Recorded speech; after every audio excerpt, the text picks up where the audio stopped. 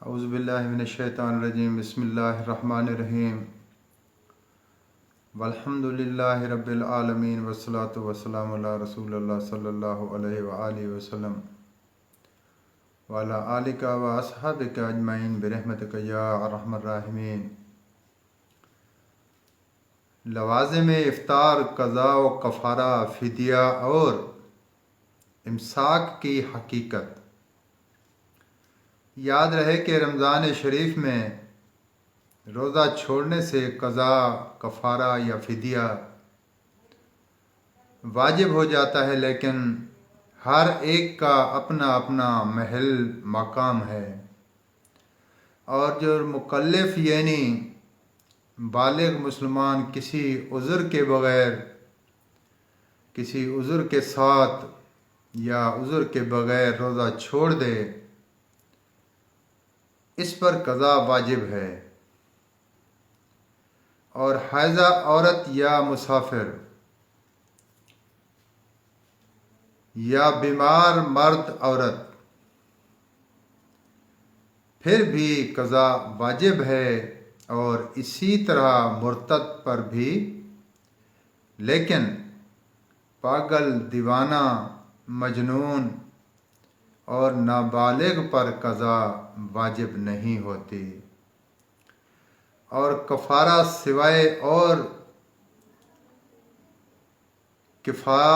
سوائے مباشرت یا ارادہ منی نکالنے کے واجب نہیں ہوتا،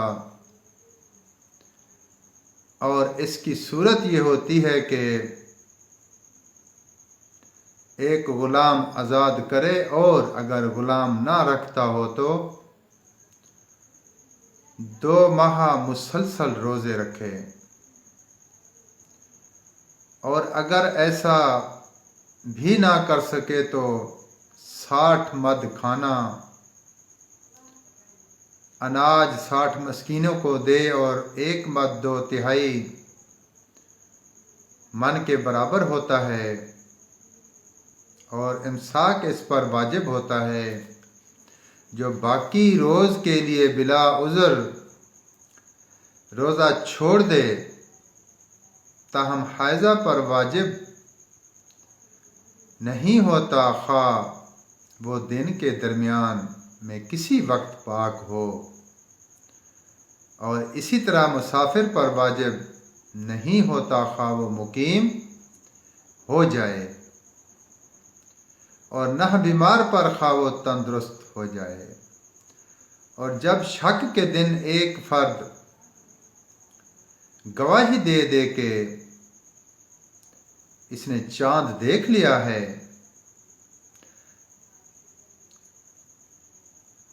تو جس کسی نے کھانا کھا لیا ہو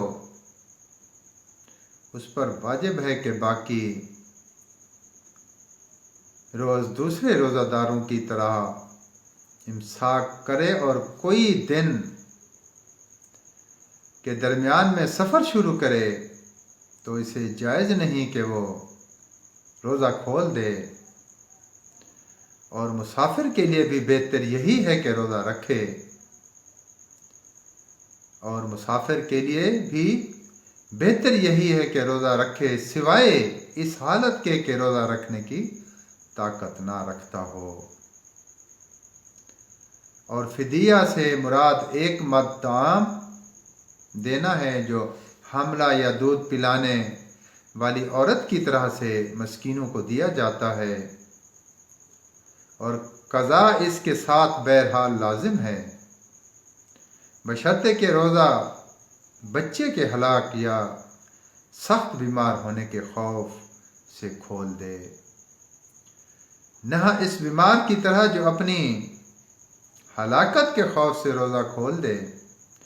یا کھول دیتا ہے، اور وہ بوڑھا شخص جو انتہائی طور پر ضعیف اور روزہ نہ رکھ سکتا ہو، اس کے لیے قضاء کے عوض فدیہ واجب ہوتا ہے۔ اور جو کوئی قضاء رمضان میں تاخیر کرتا ہے یہاں تک کہ دوسرا رمضان شریف آ جائے، اس پر ہر روزہ کے عوض قضاء واجب ہوتی ہے۔ سال کے دوران جتنے بزرگ و اشرف دن آتے ہیں ان میں روزہ رکھنا مسنون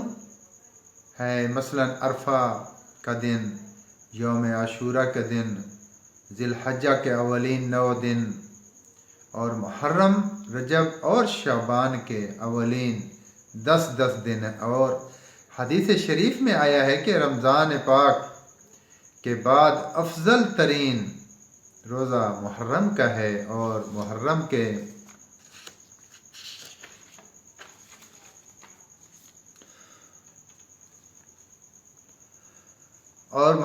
کے پورے روزے رکھنا